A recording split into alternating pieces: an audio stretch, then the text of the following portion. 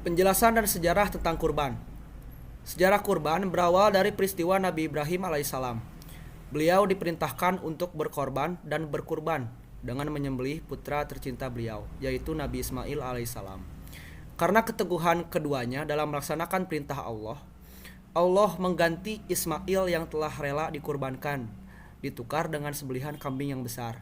Setelah terbukti secara nyata ketaatan dan kesabaran beliau berdua dalam memenuhi perintah Allah.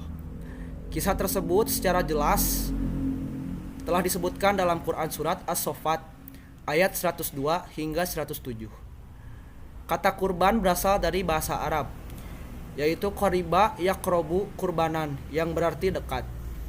Maksudnya mendekatkan diri kepada Allah Subhanahu wa taala dengan mengerjakan perintahnya. Sedangkan dalam pengertian syariat, kurban ialah menyembelih hewan ternak yang memenuhi syarat tertentu yang dilakukan pada hari raya Idul Adha dan hari Tasyrik, yakni tanggal 11, 12, dan 13 Zulhijjah, semata-mata untuk beribadah dan mendekatkan diri kepada Allah. Dalam kurban dikenal ada istilah udhiyah dan tadhiyah. Secara bahasa, udhiyah dan tadhiyah berasal dari kata doha yud dohi, yang berarti berkurban dan berkorban sekaligus. Perbedaan udhiyah dan tadhiyah terletak dalam pemaknaannya. Makna udhiyah yaitu binatang ternak, kambing, domba, sapi, dan unta yang disembelih pada hari Idul Adha dan beberapa hari tasyrik setelahnya. Sedangkan tadhiyah atau pengorbanan, maksud daripada pengorbanan di sini ialah pengorbanan jiwa raga, harta, kecintaan, kepemilikan, dan waktu, serta segala sesuatu dalam rangka beribadah dan mendekatkan diri kepada Allah Subhanahu wa taala. Nah, adapun landasan dan dasar hukum disyariatkannya berkurban juga telah disebutkan dalam Al-Qur'an, yang dimana tercantum dalam Quran surat Al-Hajj ayat 34, yang artinya, dan bagi tiap-tiap umat telah kami syariatkan penyembelihan kurban, supaya mereka menyebut nama Allah terhadap binatang ternak yang telah direzekikan Allah kepada mereka. Maka Tuhanmu ialah Tuhan yang Maha Esa. Karena itu berserah dirilah kamu kepadanya, dan berilah kabar gembira kepada orang-orang yang tunduk patuh kepada Allah. Ayat Al-Quran tersebut menunjukkan adanya anjuran supaya berkurban untuk mendekatkan diri kepada Allah, yaitu dengan menyembelih binatang ternak. Ayat lain juga dalam surat Al-Kautsar dinyatakan sebagai berikut, yang artinya, sesungguhnya kami telah memberikan kepadamu nikmat yang banyak, maka dirikanlah sholat karena Tuhanmu dan berkurbanlah. Sesungguhnya orang-orang yang membenci kamu dialah yang terputus. Quran surat Al-Kautsar ayat 1-3. Lalu pada kurban pun terdapat keistimewaan-keistimewaannya, yaitu yang pertama, meneladani para nabi. Dengan kita berkurban, artinya kita telah meneladani jejak para nabi terdahulu, yang sebagaimana tercantum dalam Quran surat Al-Hajj ayat 34. Lalu yang kedua, mendekatkan diri kepada Allah.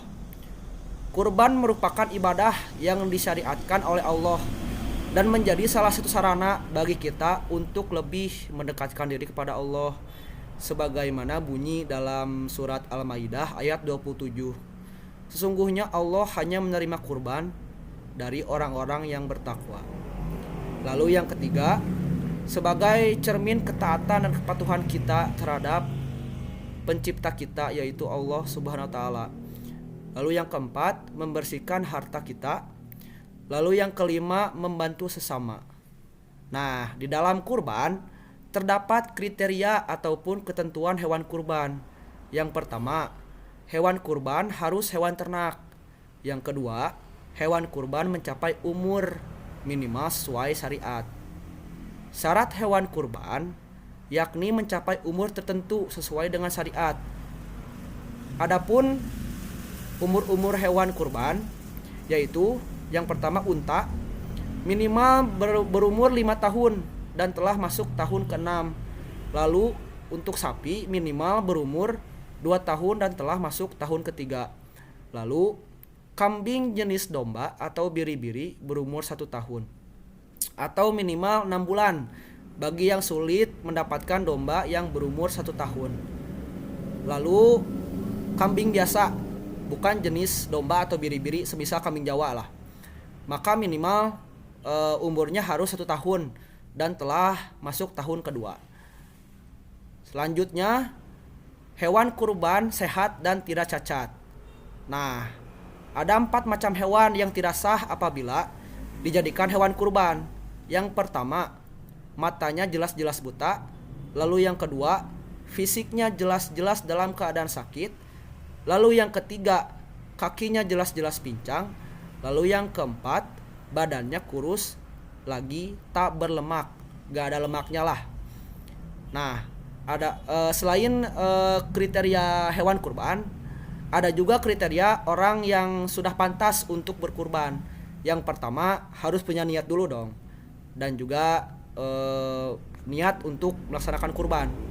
Yang kedua, seorang muslim ataupun muslimah. Yang ketiga, memiliki akal yang baik atau normal. Lalu memiliki kemampuan atau kelebihan setelah kebutuhan pokok terpenuhi, khususnya untuk diri dan keluarga saat Hari Raya Idul Adha. Yang terakhir, sudah masuk pada usia balik. Nah, selain kriteria orang yang pantas berkurban, ada juga kriteria orang yang pantas untuk menjadi penerima daging kurban. Yang pertama, seorang muqarrib. Lalu yang kedua, tetangga sekitar, teman dan kerabat. Lalu yang terakhir, fakir miskin. Nah, adapun waktu penyembelihan, apakah boleh dilakukan di malam hari? Nah, untuk ini ada 3 pendapat ulama tentang hukum menyembelih hewan kurban di malam hari. Pendapat yang pertama, kurban di malam hari statusnya sah, namun hukumnya makruh. Ini adalah pendapat mayoritas ulama. Yang kedua, tidak boleh menyembelih di malam hari, karena malam hari bukanlah waktu untuk menyembelih. Dan jika penyembelihan dilakukan malam hari, itu tidak dinilai sebagai kurban. Lalu yang ketiga, boleh menyembelih di malam hari secara mutlak dan tidak makruh. Nah, untuk penyembelihan hewan kurban itu dilakukan bisa dilakukan oleh pribadi atau pemilik hewan kurban, ataupun diwakilkan juga bisa, asalkan seorang muslim. Dalam penyembelihan hewan kurban terdapat rukun dan tata cara yang harus dipenuhi. Rukun penyembelihan hewan kurban ada 4 perkara, yaitu yang pertama, pekerjaan menyembelih. Yang kedua, orang yang menyembelih. Yang ketiga, hewan yang disembelih. Dan yang keempat, alat untuk menyembelih. Selain rukun penyembelihan hewan kurban, ada pula tata caranya nih guys. Yang pertama, memotong wadajain atau 2 otot yang ada di samping kanan dan kiri. Yang kedua, menggunakan alat penyembelih yang tajam. Yang ketiga, menghadap ke arah kiblat bagi hewan yang disembelih dan orang yang menyembelih. Yang keempat, membaca basmalah. Yang kelima, membaca sholawat pada Nabi. Yang keenam, baca takbir 3 kali dan tahmid sekali. Lalu yang ketujuh, membaca doa menyembelih. Nah, adapun pembacaan doa ataupun doa untuk menyembelih yaitu Bismillahirrahmanirrahim. Allahumma hazihi minka wa ilaika fataqabbal minni ya karim, yang artinya, ya Tuhanku, hewan ini adalah nikmat darimu dan dengan ini aku berkurban kepadamu. Karenanya, hai Tuhan yang Maha Pemurah, terimalah kurbanku. Nah, begitu guys untuk tata cara berkurban. Nah, untuk hitungan daging atau pembagian daging, untuk hitungannya itu 1/3 untuk sohibul kurban dan keluarganya, lalu 1/3 lainnya untuk tetangga, dan 1/3-nya untuk fakir miskin. Nah, gitu guys. Selain daripada kurban, ada pula yang namanya akikah. Nah, apa sih perbedaan kurban dengan akikah? Kurban adalah menyembelih hewan untuk dipersembahkan kepada Allah, seperti domba, kambing, sapi, atau unta yang dilaksanakan setiap hari raya Idul Adha dan hari Tasyrik tanggal 11, 12, dan 13 Zulhijjah. Sedangkan akikah adalah penyembelihan hewan ternak yang dilakukan sebagai pernyataan syukur orang tua atas lahirnya seorang anak, yang lazimnya dilaksanakan pada hari ketujuh yang dibarengi dengan pelaksanaan pencukuran rambut si bayi. Nah, perbedaan lainnya itu dapat dilihat dari tujuan disyariatkannya. Kurban dilaksanakan untuk memperingati pengorbanan Nabi Ibrahim, sementara akikah dilaksanakan sebagai bentuk syukur kepada Allah atas kelahiran seorang anak. Lalu perbedaan yang lainnya bisa dilihat dari jenis hewan yang digunakan. Kurban bisa menggunakan 3 hewan, yaitu unta, sapi, dan kambing atau domba. Sedangkan akikah hanya bisa menggunakan kambing atau domba saja. Untuk kondisi hewannya relatif sama, yaitu sehat dan tidak cacat. Nah, perbedaan yang lainnya bisa dilihat dari jumlah hewan. Untuk kurban menggunakan 1 ekor sapi itu bisa untuk 1 atau 7 orang. Selain itu bisa juga menggunakan kambing atau domba. Sedangkan akikah harus menggunakan kambing atau domba. Nah, jumlahnya pun berbeda menurut jenis kelamin bayi yang dilahirkan. Jika bayi berjenis kelamin laki-laki, maka menyembelih 2 ekor kambing, sementara perempuan 1 ekor kambing. Nah, untuk waktu perbedaan kurban dan akikah menurut waktu. Nah, kurban dilaksanakan pada tanggal 10 Zulhijjah dan dilanjutkan dengan hari Tasyrik 11, 12, dan 13 Zulhijjah.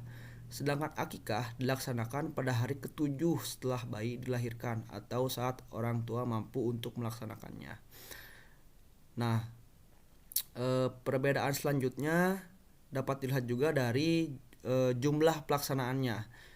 Kurban dilaksanakan 1 tahun sekali, yaitu pada perayaan Hari Raya Idul Adha. Sedangkan untuk akikah hanya dilaksanakan sekali dalam seumur hidup.